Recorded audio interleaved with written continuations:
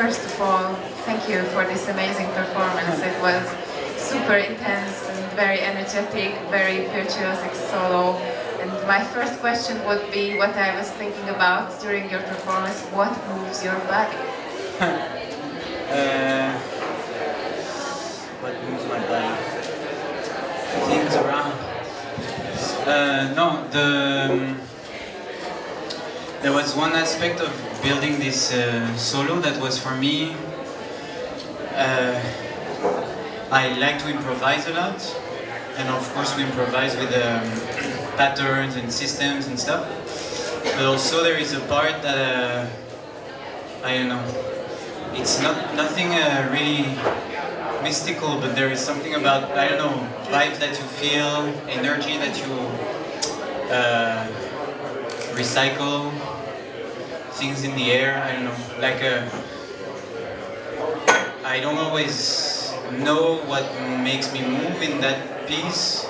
What I try to do is to link with somebody in the audience, like try to get something from one person in the audience, and I see what comes to me, like images or movements or feelings. Of course, it's through a really dark filter of mine, like and how do you say?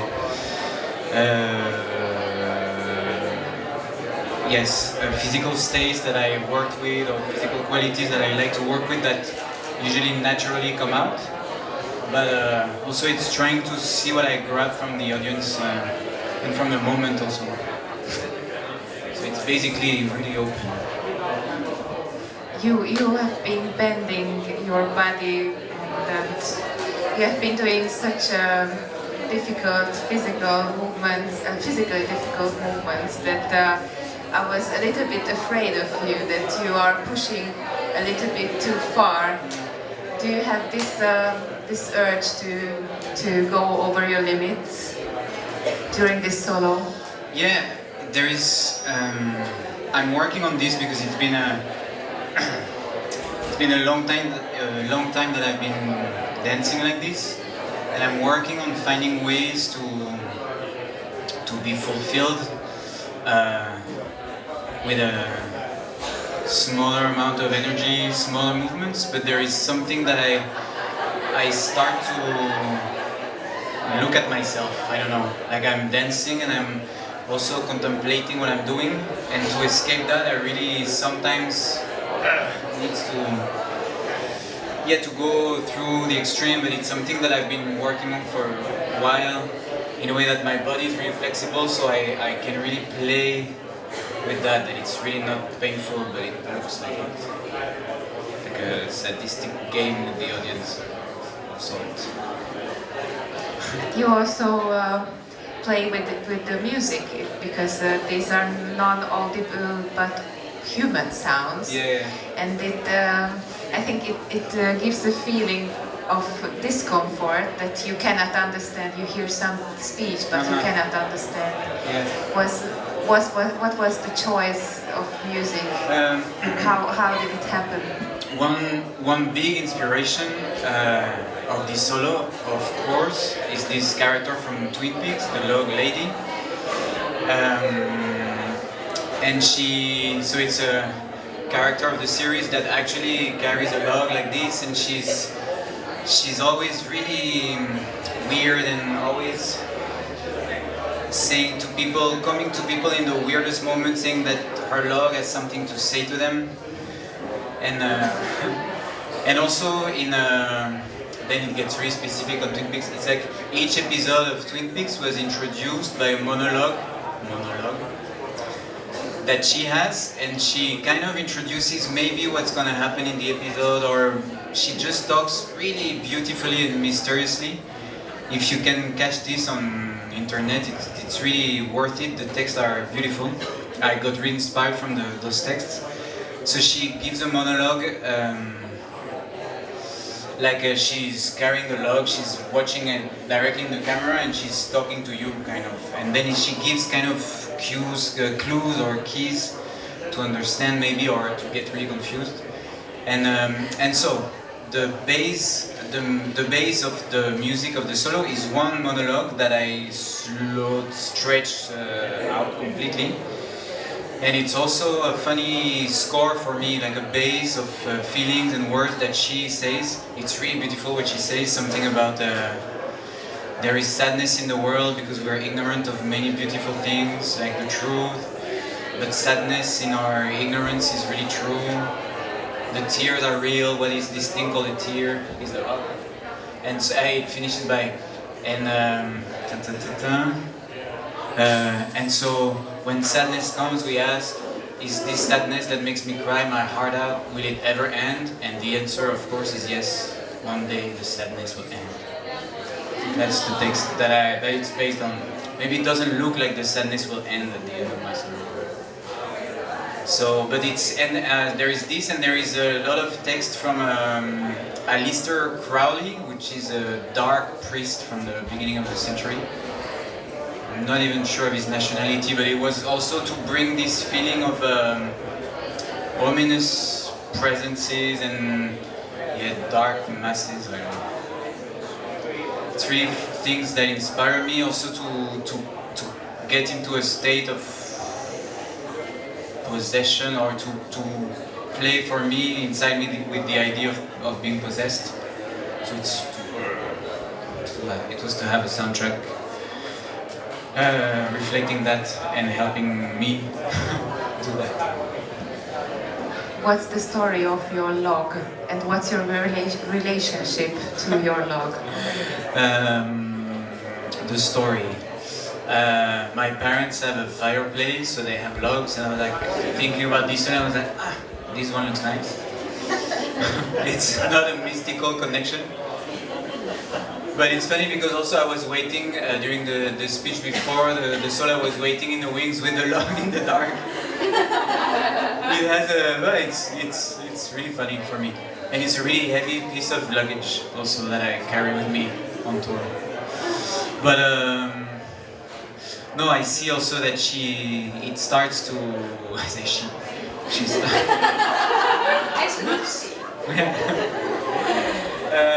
it starts to lose pieces, solos after solos, so I don't know how it's gonna end.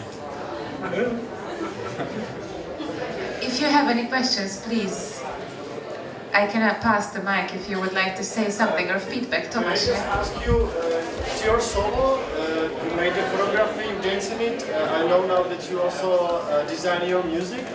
What about the light? The light, for this solo, it was really the simplest thing. Also, this solo somehow was the music, I had to work on it. And the material came, it was more like an idea, a lot of ideas together, but it's not that I rehearsed it over and over and over again. It was really more to experience with the audience. So it was a bit like this. And the lights, yeah, usually I like to really take some time to the light creation, but for this one I really wanted the simplest thing. And also here I arrived at 5 o'clock, so it was really nice that it was simple to set it up. But yeah, usually when I have more time, and also this was completely self-produced, with no money, just a piece of wood from my parents' place. But when it comes to bigger production, of course I really like to work with light designers and to really look for what is really easy now to achieve, or easy, on a soundtrack, and to base the movement on the soundtrack. I really, if I have the means, I'd rather have somebody mixing live on what I do, or me dancing on what somebody's mixing, and the light the same, like these kind of really mixed processes. But now for this solo, the idea was to make, also because I made this solo, I think, somehow as a reaction of a production that I was involved with, that was a lot of administration, a lot of work, a lot of dealing with everybody, and I really needed to spit something out. So for this one, it's really as basic as you can. Thank you. Thank you. Thank you. And tomorrow night you are going to perform your solo again. Yeah. In Bakelit, so please join us also there, and you can see other performances as well. Does the different venue influence your performance of the feeling, or the feeling of the space? Is it important for you? Yeah, sure. It's really more somehow the feeling I get with people I pick. But the space, of course, really influences. One time in France, I did it in a church. It was really fun. Really strange to play that music there, for example, in a chapel. I don't know. Does this maybe provoke people that what you're doing? And do you think that or just make them discomfortable, or? No, me, I hope that it touches people in a way, and it's true that I have a hard time touching people like this. So I guess it could be disturbing, or I never got a really bad reaction. Or I think bad reaction, people walk away and they don't tell me. I don't think it's necessarily bad. No, for sure. It's just it has got a very dark and also very mystical mood and ambient what you're doing, and somehow people can get just mixed up in their own feelings. Yeah, hopefully. Yeah, no, for sure. Me, what I really like also. This thing of oracles, like this character of a log lady, there is this thing of, for me, it's a gesture. It's like people gather to hear somebody or to see somebody deliver a message, a really cryptic message that maybe they don't understand, and it's usually dark and it's usually scary and hard to deliver for the oracle. You see, if I think, it's maybe just my imagination, but or my fantasy, if I think about figures of oracles, even this log lady, it's never somebody who comes like, yeah, I have a message, it's this, it's like, I have this message. And it really makes me, I really identify myself as a performer also like this somehow. That there is this group of people coming to see something happen and you have to deliver it, and it's great. It's something that is completely part of my life. It's like a different way of expressing myself, but sometimes this way is really challenging, or it's really painful, or one day you feel weird and you cannot really deliver the message the same way. So I really try to leave a lot of things open so that I can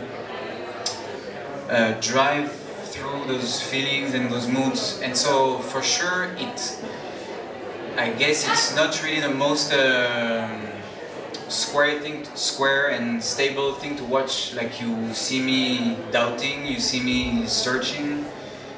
So it's kind of that's what I really want to work with, and to see what it provokes to the audience. Is this the original log, or you found it here in Hungary? No, it's the original log. I carry it around. Yeah. On the plane as well? On the plane, yeah. But I had a, how do you say? It was not a hand luggage. Was it in a bag? Yeah, it was in a suitcase. Yeah. With a seat, I booked a seat for on honeymoon in Budapest. Thank you very much. It's time to go to the next performance. Let's go. See you there in a few minutes. Thank you again. Thank you. You're welcome. My last question yesterday was, how do you feel about the space? Is it going to have an effect on your performance? And I can only say yes, we've seen a different performance, and this intimacy of this smaller space and of this very open audience has been a huge effect on the piece. It transformed it for me it was, I could feel it in my guts and bones. It was very, it came through much better for me, but how was your experience with us? How did you sense this closeness? Or what was your impression? It's like, so you were really good. No, yeah, it's true that, well, it was, no, this is really different from yesterday for sure because of this. It's also, if people didn't see it yesterday, maybe, go super long on the difference, but no, it's what I try to question first for myself and then to see how it comes through in this piece, the distance that we can have or the link that we can make, and I don't know, for me at least inside myself to question a bit this idea of a performer performing in front of an audience, and then I'm trying to connect to some people during the show to see and see what I feel from them and translate that somehow into weird moments. But no, so for sure it was really different. Also the sound was really different. Like the space in itself, even the sound equipment then changes a lot, so it was, and I think also that to have done it yesterday makes it really easier to enter directly, so it's a new experience. And last night, Christoph wanted to ask you something, but he said he's going to wait until the second time he sees it, so pass the mic to him. Yes, so in my opinion, this is a very, very, very sad performance for me. And submit here and continue with another sentence. Yesterday, you mentioned the monologue of the Mad Lady about the very, very long-term sadness, but with an ending. Remember?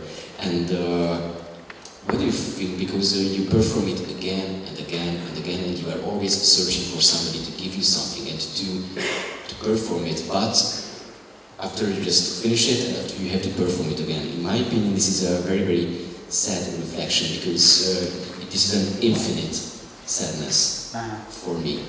What do you think about it after your experience and or impressions after the performance? Are you sad or no?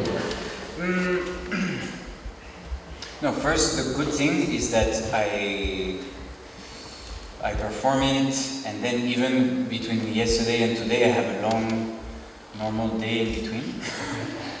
Like joyful, depending on the day. But, so it's not that I stay forever in that state, but it's true that it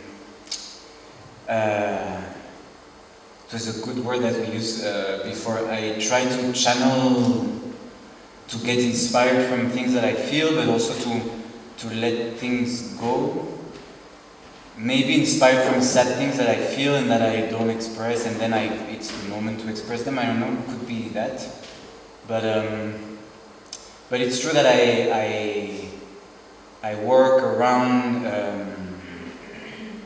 I would say, a heaviness in things or in situations, and so it could be a sadness. I mentioned this especially yesterday because of the text that I use as a background, like a really stretched slow motion background that I can use as a score for myself.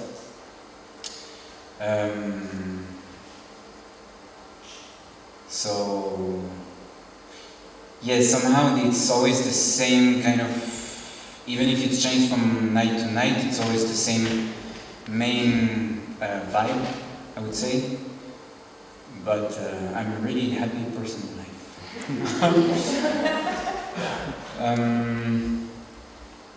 No, it's true, but that's what I was saying yesterday also, that supposedly in the text, that's what the log lady, so this character from Twin Peaks, the series, the TV series, that I got inspired from to do this for people who didn't catch the first video. She says in that text that, yeah, there is a lot of things that we don't know, beautiful things, sad things also that we don't know. And to make it short, she says at the end that we ask ourselves, will this sadness that I feel sometimes, will it ever end? And she said, yeah, of course, the answer is yes, one day the sadness will end. But it's true that I don't, I get inspired from the feeling that I have or that I had the first time that I saw this little video.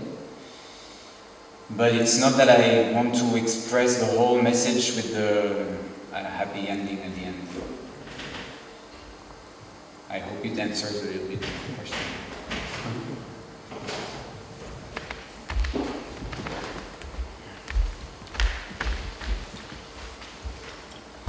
I was just wondering if you had one log that you carry everywhere? Yeah. Or, yeah, and if it is one, it has a story? Sorry. Yeah, a story. Yeah, it's, I was thinking about this. It comes from my parents' fireplace. Like they have a, like it's real original story. I was looking for a log, my parents have a fireplace, there are logs on the side, and I chose one. Or the log chose you. Oh, the log chose me, she looked at me. No, but it's true, the funny thing is that it's the one that I, this solo I performed it for the first time more than 3 years ago now. And it's the same piece of wood that I carry with me everywhere I go to perform this solo, otherwise. Just a last question for my part. It would be maybe a bit silly, but maybe funny. If I would be a choreographer and if I would ask you, please make a dialogue, what would you say?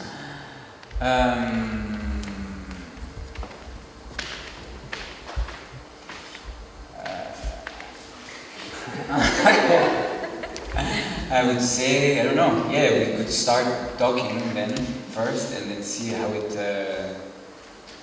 where it would go. Yeah, I don't know.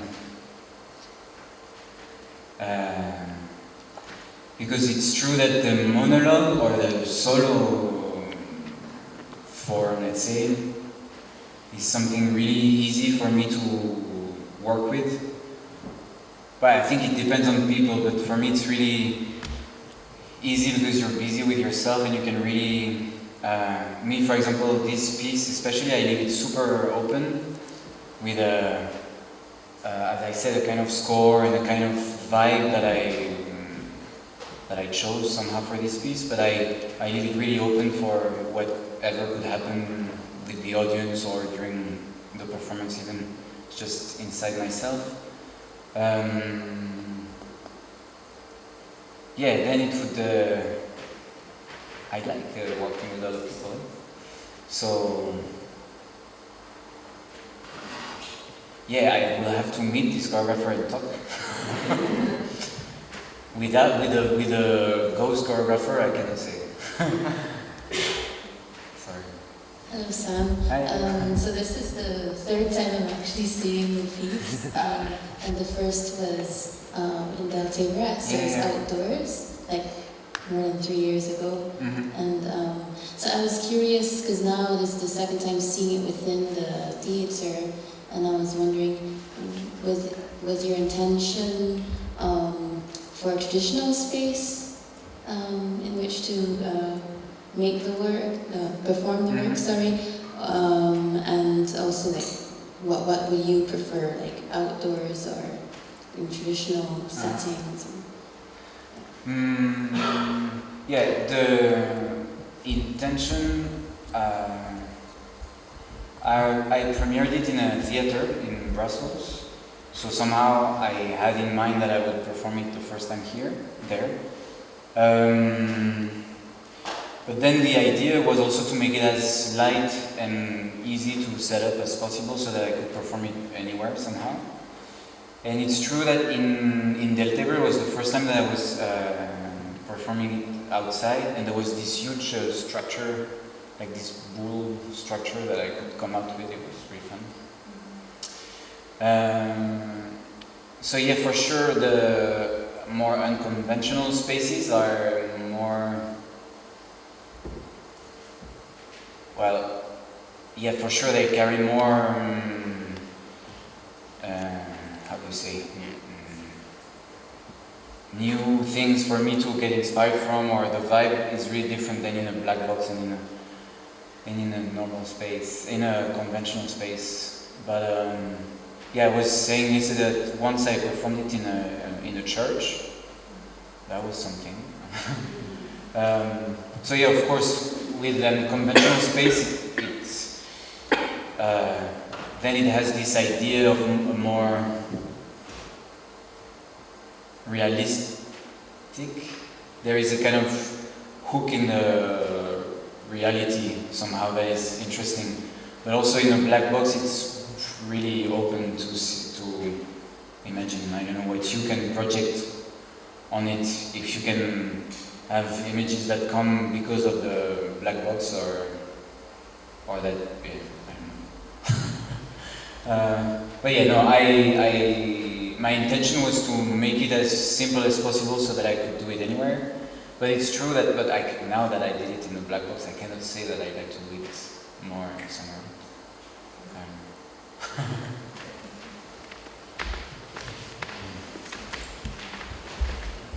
Thank you, first of all. Merci beaucoup. It was a wonderful performance. I got very inspired, and I felt in the forest, so for me it was, I felt like being in a forest, and I didn't need, actually, I could imagine this performance working very well outdoors. And we have a saying in Hungary, like, you cannot see the tree from the woods, so you cannot see the woods from the tree, or something like that, which I was remembering. So it's very enclosed, so it's really, for me, a bit like being locked up in itself. And there's this object, this wood you have, which is generating, for me, attention, and this relation with the object, which is very, very strong, and I think it's a great work, and yeah, I want to keep it short, but yeah, just keep on. Thanks. I'm afraid I have to wrap it up, but because Marta already told me that the next performance is going to start, but if you have just one short... Well, I just wanted to say that I see it as a dialogue already, because it's, the title is monologue, but you have really a conversation or a very strong connection with the wood. And I think it's very interesting this that you perform it in the black box, because there is some alienating effect because of the wood, and the wood is just a log, so it's not a living tree, but it's like cut. It's part of a living something, and then you bring it into this artificial environment, and then I think that creates a nice contradiction or tension, and it's like something like the lost, bringing it from the nature, and it's a little bit lost or something like this. Could be an interpretation. Cool. Thanks. Okay, the next performers are waiting, so thank you very much, Samuel. Thanks for Thank you again. No, you're welcome.